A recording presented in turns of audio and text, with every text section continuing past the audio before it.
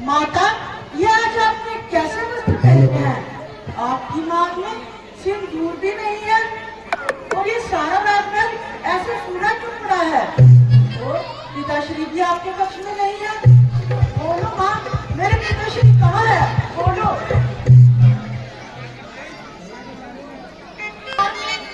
जो जन्म लेते हैं उन्हें एक ना एक दिन इस संसार का त्याग ही करना पड़ता है।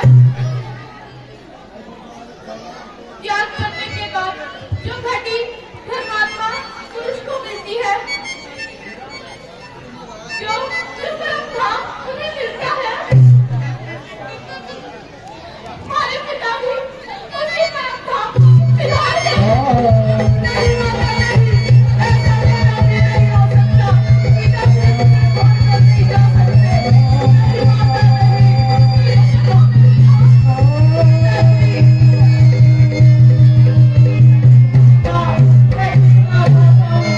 जो अपने पिता के अंतिम समय में उनके पास ना था।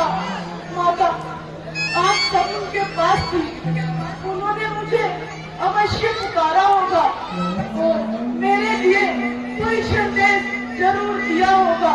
बताओ माँ, उनका क्या संदेश था मेरे लिए? नहीं, उन्होंने केवल राम को ही याद किया, केवल राम को ही पुकारा। क्या भैया राम को ही पुकारा? तो क्या भैया राम भी उनके समीप में थे? उस वक्त भैया लक्ष्मण और भाभी कहाँ थे? वो वन में बनने बनने क्यों? महाराज ने स्वर्ग सिधारने से पहले उन्हें 14 वर्ष का वनवास दे दिया था। वनवास? भैया राम को वनवास? ऐसा नहीं प्रार्थना को दिया जाता है। तो मेरे भैया राम को सत्य, धर्म और मर्यादा की मूर्त है, फिर उन्हें ऐसे किस कारण दिया गया? बताओ माँ, क्या दोष था उनका? बताओ। किसी का कोई दोष नहीं था भरत, केवल वचन पालन की बात थी। तुम्हारे पिता ने धर्म का वचन पालन करने के लिए अपने प्राण न्यौछावर कर दिए। किसे दिया था उन्होंने यह वचन? कौन सा वचन? मुझे। आपको? आपको उन्होंने क्या वचन दिया था? यह एक लंबी कहानी है, बाद में सुनाऊंगी। अभी तो यात्रा से थके हुए आए हो। अभी तुम्हें अपने पिता का अंतिम संस्कार भी करना है।